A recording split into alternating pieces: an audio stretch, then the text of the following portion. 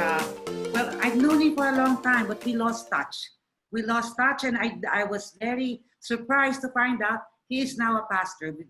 We've known each other since college days, but recently we were able to get connected because he was our, how do you say, the pastor who celebrated a wedding which we did recently in LA. I refer to none other than Pastor Peter Kairuz. Welcome, Pastor Peter. Thank you for your time. Thank you, Rita, for inviting me.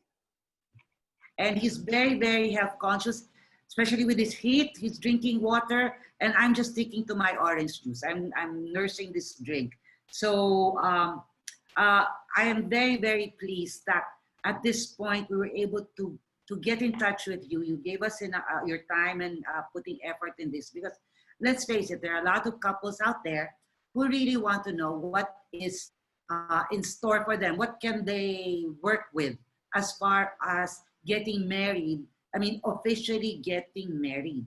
And I'd like to open up our little session here by asking, what guidelines do you have or that you can impart to those wanting to get married during this time of COVID-19? Well, the very first guideline, Rita, is we need to defer to what the government would say in that particular area, say Parañaque or Muntinlupa. Okay. If they're going to graduate from ECQ to GCQ or totally lift, and then just maintain the social distancing. And I guess based on social distancing, then the couple needs to decide, all right, how many guests am I going to have? 50, 100? Yeah. And you have to approximate now the size of your function room because meron kang social distancing, right? Okay. But all the other things that come with the wedding should remain as normal. The caterer, all the other trimmings, which you do so efficiently, that should come as normal. But that's the most important thing, because we don't want to contribute to the problem. Yes, of course. But documentation-wise, let's say applying for the, I mean, not just the documentation sa munisipyo, no? But yung, what I would refer to is on the religious side, since that does come from you, correct? Yeah, normally, well, let's say it's Muntinlupa because our church is in Muntinlupa. So we filed the license in Muntinlupa. And if Muntinlupa is no longer under ECQ, then the normal day-to-day business affairs in the municipio will you know, parang normal din yun. So they will process the license. It takes I think a little more than a week, about 12 working days. Okay. So what you're saying is dependent on what the government will impose, and that's also dependent on whether local government and which more or less that will dictate to it. You are right. Okay to perform a wedding right. ceremony. I'm sure the pastors will be okay. We're all eager to get back to normal, whatever is the new normal. And also the local government may have their own restrictions, which we need to follow, because the wedding is going to be in the area that they have authority in. So okay. That's another thing that we need to consider. Okay. This is definitely a physical performance of a wedding ceremony. We're not talking of a virtual wedding, right? That's not allowed. Virtual? Well, I have never done one yet, but there has been a lot of virtual funeral and wake services. Okay. Yes. Question, is that legal? Yes, it is. It is. It is legal. Okay. Yeah. So how you don't need the actual... But I guess in a wedding, it's different because you need to physically sign the documents. Yes. The ninongs and the ninangs have to sign also as witness. Yes. Importante din yan. Yeah. So that will not be what? In other words, it has limitations. We will still do legal. So practically, forget virtual. You have to really be present. Yes, you have to be physically present.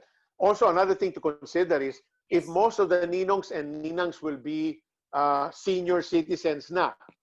Yes. So they really need to be fit to be there. Of course, I know they can send a proxy. Walang problema yon.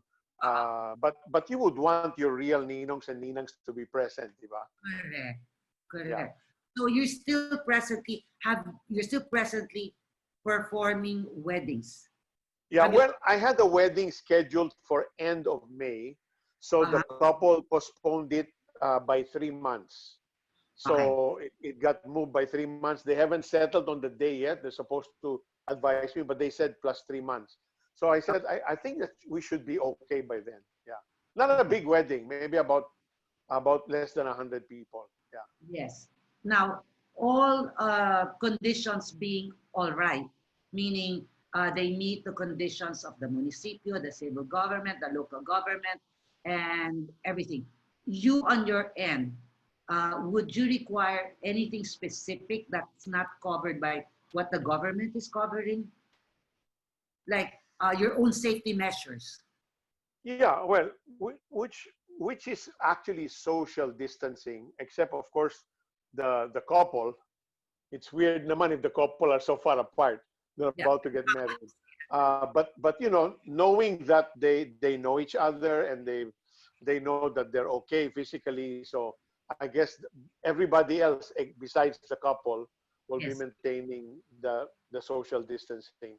Yeah, and besides, you don't have much physical contact when you perform a ceremony anyway, right? Correct. Yes, we're even, you know, Yeah. I'm at least about a meter or a meter and a half, Yes. you know, from the couples to me, and maybe the symbols. We Yeah. just have to be careful with the symbols. Anyway, ano naman eh, it's just a few seconds that Yeah. you break that barrier and then you go. So And yeah, besides, if I remember correctly, in that ceremony you performed, the symbols are more or less. It's only the couple who really touch them, so we can lessen the correct, touching, so it will be easier that way. So correct. let's get it straight. Any wedding performed even during this time of COVID-19 is perfectly legitimate. It's legal. Yes, yes, Okay. I yes. want As long as we get the go signal, sure, sure. how do you foresee this pandemic affecting the other, how do you say, social events like dedications or even, let's say, well, you don't do christening, it's really basically dedications, right? Are you Yeah. still going Well, on? yeah. Well, the dedications have stopped right now. They postponed it also. Oh, Like my nephew, yeah, they postponed it for another 4 or 5 months to be sure towards the end of the year.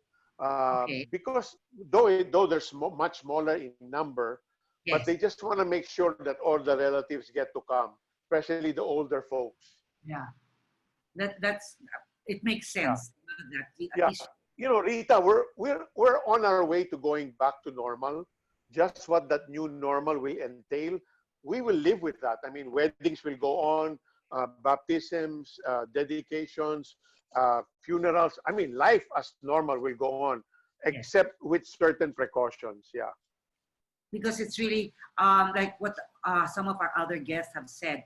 It's really quite difficult to open up, and then later on the second wave hits us, and then it's right, even right, going back to square one. So yes, I can right. understand.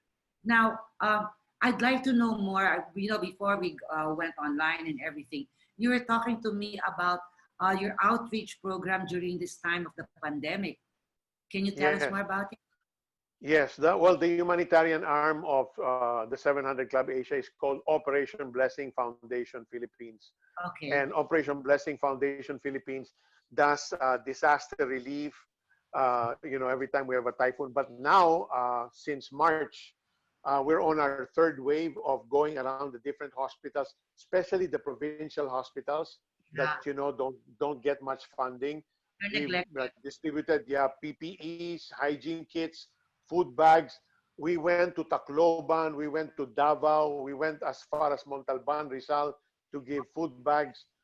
We've distributed to thousands. So if anyone of your clients and your suppliers want to be part of this, they can go to our website, obphil.com, and they can see all the programs of Operation Blessing. And they can give online through credit card, through PayPal. There's so many ways they can give. And I know you're very active in this, well, I call it a relief operation already. Yes, it is. Please, could you give us a short message of what more or less your take on what's happening? We would love to hear from you. Well, you know, Rita, the Bible says that we will go through times of trouble, and it's nothing new. Um, we've experienced that tsunami. What, two days after Christmas? Was it 2006? Yeah. You know, so many other tragedies. We started the year with Taal eruption, and the people in the south, the Batangas, has suffered a lot. They have not even fully recovered, and then we have this pandemic. But the Bible says that we are not to fear because Jesus has already overcome the world. If we are standing on the rock that is eternal, which is Jesus Christ, the ground may shake, but that rock will not be shaken. So you will not be shaken. So let's not be fearful. Let's put our trust in the Lord, because when we trust in Him, He gives us the wisdom to know exactly what to do. For example, like in your case, you need the wisdom of God. When you pray to Him, He'll give you the wisdom to know exactly how to go about your business effectively, efficiently in this new normal. And so with everybody else. Kasi once we panic, once we allow fear to take over, wala na. We get imprisoned with that fear. We can no longer think. So kailangan, let's look up. Let's look up to the Lord. He will never abandon us. He says He will never forsake us, and He will never leave us. So there is always hope. We put our hope and trust in Him. No one should feel hopeless. Even if people have lost their jobs, hey, there's going to be job openings. Just hold on, and you're going to get another job. Your business is losing money, hey, don't worry. When you start up again, you can earn that money back. So don't ever lose hope. Those words will mean a lot to all those who are going to be watching our sessions. We cannot thank you enough for sharing time with us, because that's exactly what we need to hear at this time. So, Pastor, thank you so much again for your time. Thank you, Rita. God bless you for all that you do.